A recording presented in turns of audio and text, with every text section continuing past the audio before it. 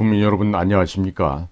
인도 태평양 전략연구원에서 방영 중인 공작관 TV 그레이트 게임 최수용입니다.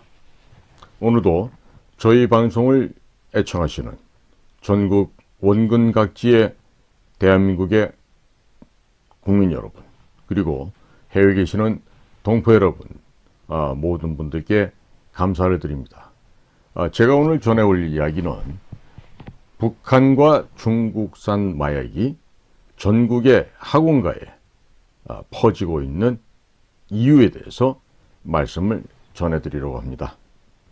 최근 서울 강남의 학원가를 중심으로 해서 북한 및 중국산 마약이 대거 퍼지고 있다고 하죠. 집중력 강화에 도움을 주고 잠이 안 오게 하는 약이라고 하면서 팔리고 있다고 하는데, 학생들은 단순하게 이 약을 바카스 정도로 생각을 하고 마시는 경우가 많이 있다고 합니다. 그뿐만이 아니라 전국의 학교와 학원 근처에서 빨아먹는 막대사탕 형태의 마약들 또한 널리 퍼지고 있습니다. 또한 주택가 근처에서도 마약이 확산되고 있는데, 암호화폐로 마약 대금을 지급을 하면 특정 장소에 숨겨놓는 형태로 배달을 하고 있습니다.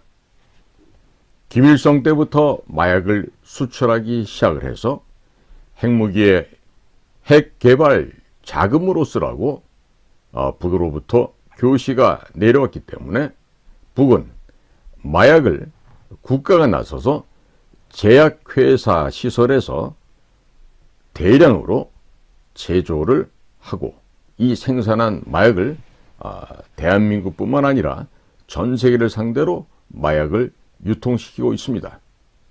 자, 이러한 북한산 마약이 문재인 정권 때 대한민국 내부로 마치 쓰나미처럼 물밀듯이 밀고 들어왔습니다. 인천의 해경부두에서 북의 남포항으로 골든레이크 801호가 지속적으로 움직인 것이 선박 위치식별 서비스에 드러나서 미국의 소리 방송에서는 해경과 해양수산부에 인터뷰를 요청한 바도 있었습니다. 이 골든레이크 801호는 이미 폐선 처리가 된 배인데도 그 배의 항적을 나타내주는 마린 트래픽에서 지속적으로 이 배의 항로가 발견되었기 때문에 지난 벌써 2019년도에 미국에서는 이에 대한 엄중한 경고와 함께 구체적인 것을 조사하려고 했지만 대한민국 측의 불협조로 결국에 미국이 뜻을 이루지 못한 바 있었습니다. 자, 물론 대한민국의 경찰이나 군, 검찰, 국정원, 국세청, 관세청, 해경, 해양수산부 모든 정부기관에서는 이와 관련된 수사를 했을까요? 안 했을까요? 하지 않았습니다. 골든레이크 801호는 오래전에 중국으로 팔려나가서 폐선된 것으로 알려졌던 선박이었는데, 이 선박의 식별장치가 어떻게 해서 한국으로 들어와 인천 해경부두와 북의 남포를 운항하는 선박에 달리게 되었는지 도무지 알고 싶어도 알 수가 없는 수수께끼였던 것입니다. 인천 해경부두에는 해경 선박도 정박을 하지만은 해양수산부에 여러 가지 관공선도 정박을 하게 됩니다. 여러 관공선 중 하나를 징발해서 북한 남포와 인천을 오고 가며 문재인 정권이 조직적으로 마약 밀수를 한 것은 아닌지 전면적인 수사를 해올 필요가 있다 하겠습니다. 더불어민주당에서 검찰이 마약 수사를 하지 못하게 막고 있습니다. 검수완박도 대형 사고와 마약 수사를 검찰이 못하게 막고 있습니다. 자, 이런 것처럼 검찰의 이 수사권을 완전히 박탈하기 위한 저 더불어민주당 사람들이 왜 이와 같은 불법 만행을 저지르고 있을까요? 국민 여러분께서도 더불어민주당이 과연 어떠한 구성원들로 이루어져 있다는 것을 아셔야 되고, 또 이와 같은 자들이 왜 국회를 활용해서 대한민국 국민들의 생명과 건강을 지키는 이 마약을 검찰에서 수사 못하게 막고 있는지, 그 근본적인 이유를 아셔야 되겠습니다. 자, 이대준 씨라고 하는 그 해양수산부 공무원이 서해상에서 본인이 타고 다니던 그 선박으로부터 대략 30km가 떨어진 북한 지역에서 발견되었다. 이 사실은 우리가 보통의 상식으로는 납득할 수 없는 매우 기묘한 일이었고, 또 당시 문재인 정권이 무엇인가를 급하게 숨기고 은닉하려고 했던 정황들을 보면 북한과 인천 사이에서 마약을 운반하던 우리 정부의 관공선에서 이상한 점을 발견한 해수부 공무원이 이의를 제기하게 되자 물에 빠뜨려서 죽이고 증거를 은폐하려고 했던 것은 아닌지 합리적인 의심이 든다고 하겠습니다. 전라도 지역의 조폭들이 북한산 마약을 중국을 거쳐서 한국으로 반입한 뒤에 전라도 출신의 경찰들, 경찰대학 출신의 경찰들, 청와대에서 근무하던 경찰들의 비호를 조직적으로 받으면서 강남의 유흥 주점에서 대량으로 유통을 시키다가 우연한 계기에 적발된 사건이 바로 그 유명한 버닝썬 사건입니다. 당시 문재인과 이낙연이 연달아 강력한 수사를 지시했죠. 물론 입에 발린 소리들입니다마는, 아울러 민감용이라는 그 경찰청장도 경찰에 무슨 명운을 걸고 수사를 하겠다고 했지만 제대로 밝혀진 것은 전혀 없었고, 연예인 몇 명 구속되고 경찰들은 관련된 부서나 관련된 위치에 있던 사람들이 그저 솜방망이 처벌을 받고 흐지부지 끝났던 사실이 있었습니다.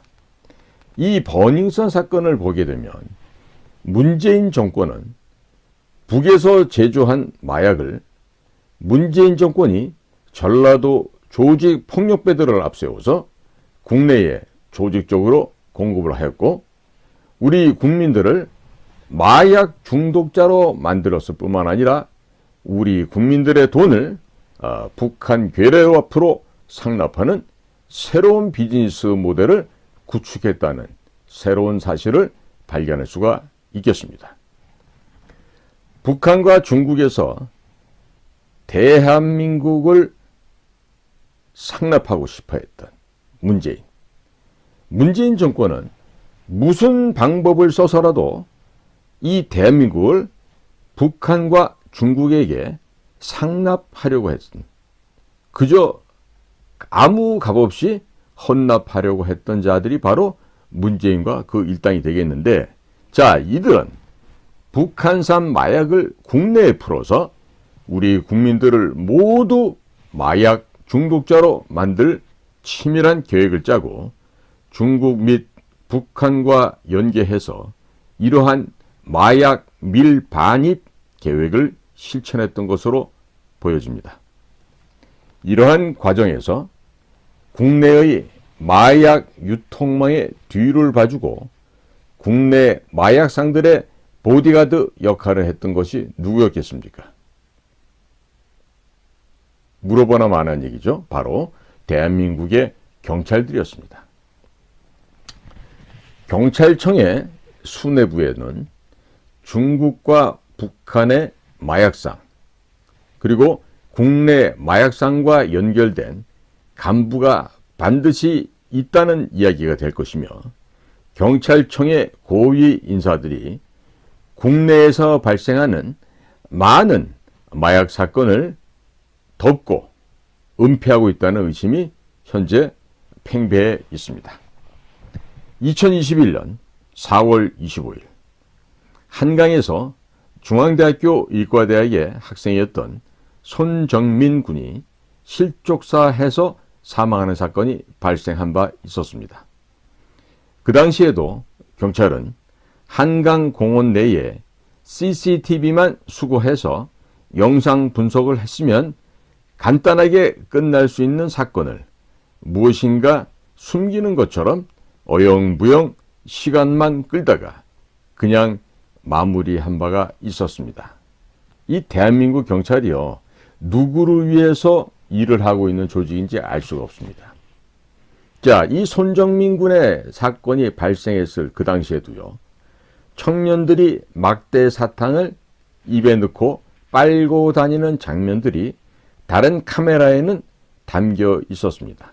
그래서 의대생들이 이 공부량이 워낙에 많다 보니까 이 마약 성분이 들어있는 잠 안 오는 약을 먹고 갑자기 그 부작용으로 흥분해서 싸우다가 서로 밀쳐서 물에 빠져 죽은 것이 아닌지 의심을 하는 국민들도 꽤나 있었던 것으로 알고 있습니다. 자, 당시에도 우리 국민들 중에 건강한 상식을 갖고 있는 사람들은 무엇인가 경찰이 사건을 은폐하려는 수작을 부리고 있다, 사건을 덮기 위해서 뭔가 의심스러운 일을 많이 하고 있다고 많은 국민들이 의심을 하였습니다. 하물며 그 손정민 군의 아버지, 어머니, 형제들은 어떤 생각을 갖고 계셨을까요? 과연 경찰, 이 대한민국의 경찰, 이 사람들의 자녀가 이런 식으로 죽었어도 대한민국 경찰은 똑같은 방식으로 수사를 했을까요? 되묻지 않을 수가 없습니다. 2022년 10월 30일은 이태원에서 어떤 일이 벌어졌습니까? 이태원에서는 광범위한 중국산 마약 펜타닐이 살포되었고, 펜타닐만을 흡수했을 때 나타나는 청색증, 이 청색증은 몸이 푸르게 파란색으로 변하는 현상을 우리가 청색증 현상이라고 하는데, 이 청색증 현상이 그 이태원에서 죽은 시신들의 몸에서 발견이 되었습니다. 그래서 그 MBC 같은 방송에서도 앵커가 몸이 왜 파랗게 변하는가요? 라고 물어보는 영상이 그 MBC 영상물을 통해서 방송이 되었었습니다. 자, 이것은 뭡니까? 압사 사고가 아니라 마약에 의한 사망이 많았다라는 것을 직간접적으로 증명하고 있는 것이죠. 당시 MBC에서도 이 사실을 전국적으로 생중계했었기 때문에 아마 그 필름을 없애지 않은 이상은 보관하고 있을 것으로 합니다. 자, 그래서 그 이태원에서 사고가 발생했을 그 당시에 뉴스 영상물들을 보게 되면, 자, 경찰에서는 압사 사고로 죽었다고 발표했던 장소가 바로 이태원의 그 유명한 해밀턴 호텔 그 옆에 있는 골목길이었습니다. 그런데 이 죽은 시신들은요, 이 해밀턴 호텔 옆에 있는 골목길뿐만이 아니라 이태원의 지하철에서도 시신이 발견되었었고, 압사 지점이라고 하는 그 해밀턴 호텔 그 바로 옆에 있는 골목길에서 100m, 180m, 200m 이상 떨어진 곳에서도 수십 구의 시신이 발견이 되었었습니다. 자, 그런데 경찰은 이 시신에 대해서 부검도 하지 않았습니다. 그리고 그냥 단순한 압사 사고로 발표를 하면서 사건을 종료하였습니다. 자, 국민 여러분, 버닝썬 사건, 서해 해수부 공무원 사건, 한강 의대생 사건, 이태원 사건 등을 살펴보시면 하나같이 마약과 연결된 것으로 의심할 만한 내용들이 매우 진하게 나타나고 있는데, 경찰은 이러한 정황 증거에 대해서 제대로 수사하지 않고 매우 급하게 은폐, 덮어버리고 말았습니다. 더불어민주당은 검수완박을 함으로써 대한민국의 검찰이 마약 수사를 하지 못하게끔 막고 방해를 하고 있습니다.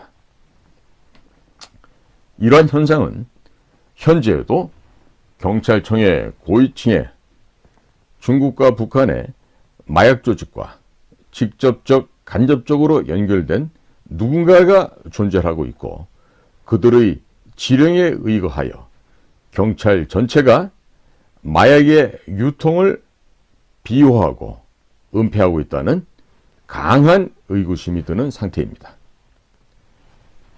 이것은 마약상으로부터 상납받는 경찰 간부들이 상당히 많이 있다는 것을 방증하고 있다, 이렇게 평가를 할 수 있겠습니다.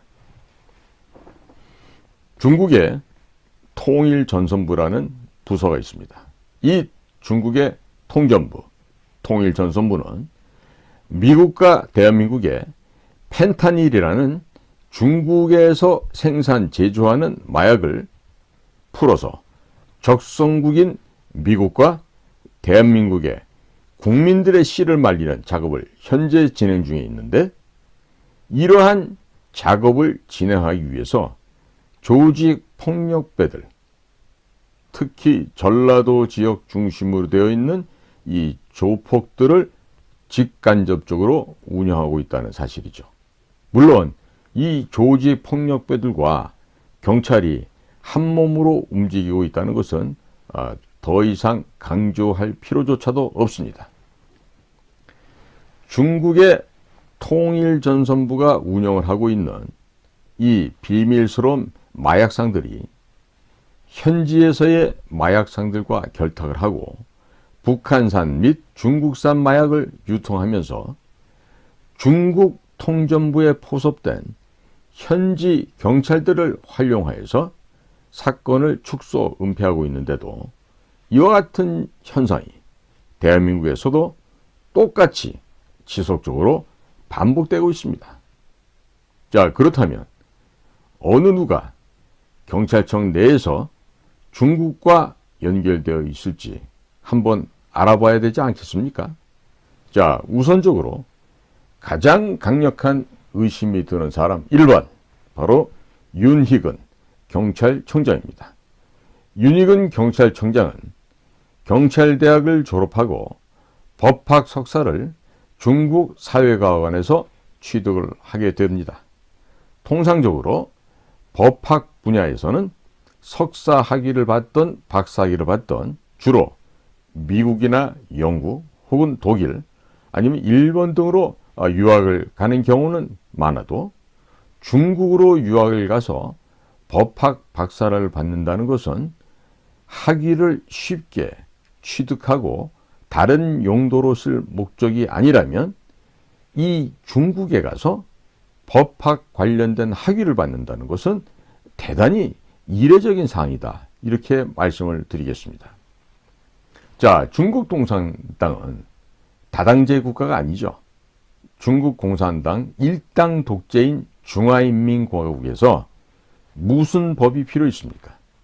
자, 그리고 중국 법을 연구했다고 하더라도 어디에 쓸 수가 있습니까? 무슨 효용처가 있습니까? 자, 그런데 경찰대학을 졸업을 하고 법학 석사를 취득하기 위해서 중국으로 유학을 갔다는 것입니다. 이것은요, 다분히 다른 의도와 목적이 있었다고 볼 수 있습니다.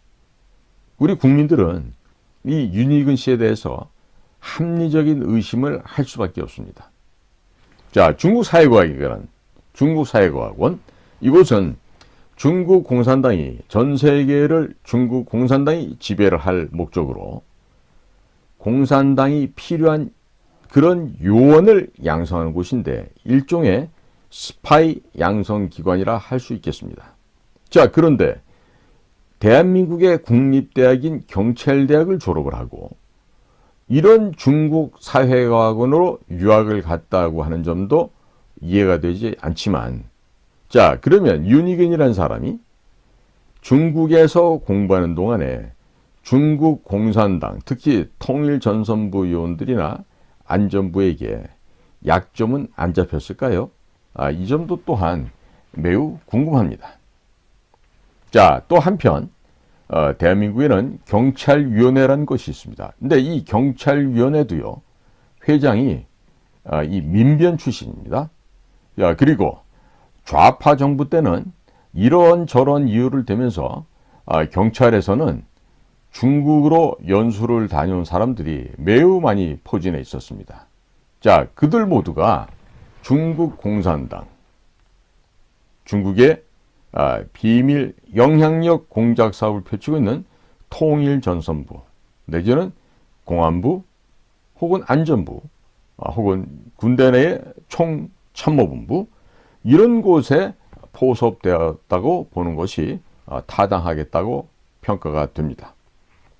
그리고 경찰 조직 내부에는 대략 5천여 명의 사조직이 존재한다고 하는 그런 언론 기사가 보도되고 있는데, 고작 해야 지금 14만 명, 13만 명 정도밖에 안 되는 경찰들 가운데 5천여 명이 내부적인 사적 카르텔 조직이다, 사조직이다.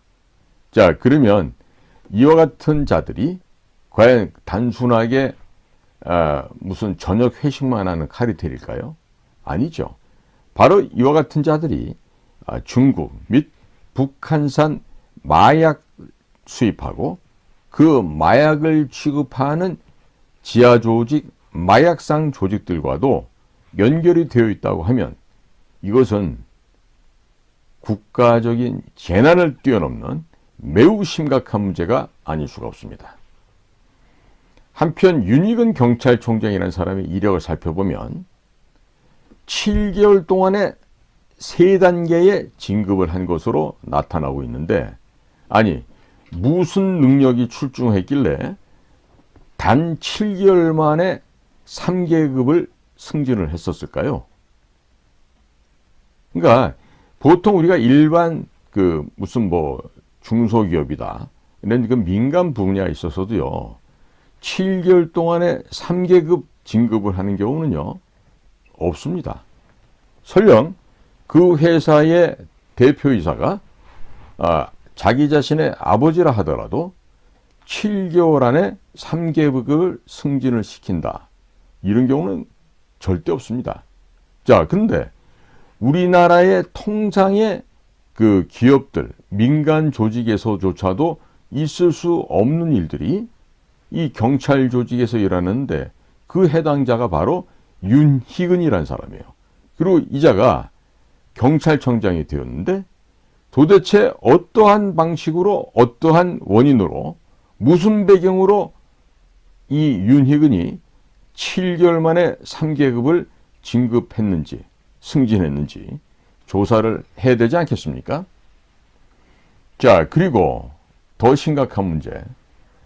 지금 윤석열 행정부가 친미 정부라고 얘기를 하죠. 또 무슨 검사공화국이라고 이렇게 지금 옆에서들 비아냥거리죠. 자, 그러면 이러한 윤석열 정권에서 중국 공산당의 간첩, 스파이 양성기관인 중국 사회과학원을 졸업했던 그 윤희근이라는 사람을 경찰청장으로 추천한 사람이 누군지 확인해야 되지 않겠습니까? 저는 이 점에서 바로 그 윤희근을 추천하고 천거해서 경찰청장으로 만든 사람, 혹은 그 세력들이 바로 중국의 힘에 의해서 지배당하고 있는 중국의 협력자들, 중국의 조력자, 중국의 간첩일 것이라는 생각이 듭니다. 중국의 통일전선부가 운영하고 있는 마약 유통망, 이 전부 다 지하망들입니다.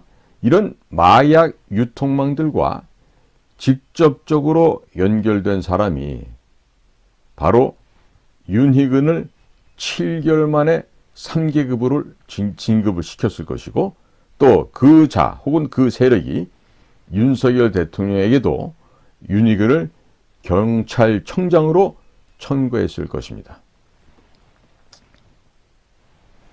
따라서 윤석열 대통령에게 윤희근 경찰청장을 추천한 사람, 그 자가 바로 중국 통일전선부의 마약 유통팀과 연결망이라 간주를 하고 우리 이원석 검찰은 이 윤희근에 대한 그 주변을 주도 면밀하게 수사할 필요가 있다고 하겠습니다.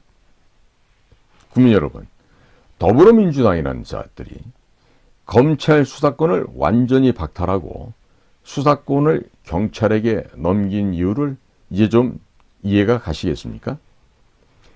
2022년 10월 17일부터 28일까지 육해공 해병대와 미군이 실제 장비를 기동하는 충무훈련이 있었습니다. 그리고 이 당시에는 후방에서도 포로 수용소 건설 훈련까지 하고 있었던 매우 실전을 방불케 하는 훈련을 하고 있었습니다. 자, 그리고 11월 1일부터 4일까지는 한미연합공군의 전투기 240여 대가 동원이 되는 비질런트 에이스 훈련이 예정이 되어 있었고, 민노총은 윤석열 행정부의 퇴진을 위한 대규모 전국적인 집회를 예고하고 있었던 상황이었습니다.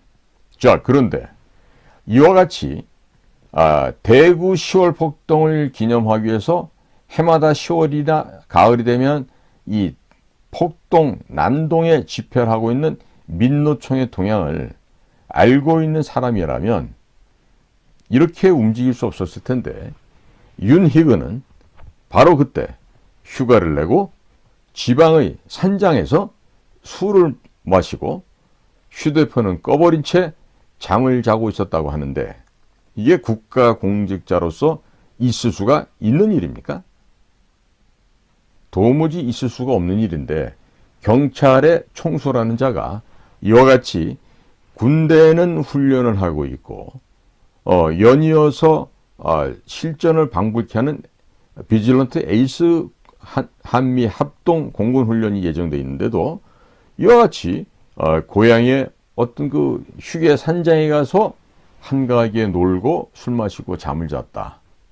자, 이것은 그의 부하라고 하는 또 다른 사람들의 모습을 보면 일맥상통하는 면을 볼 수가 있습니다.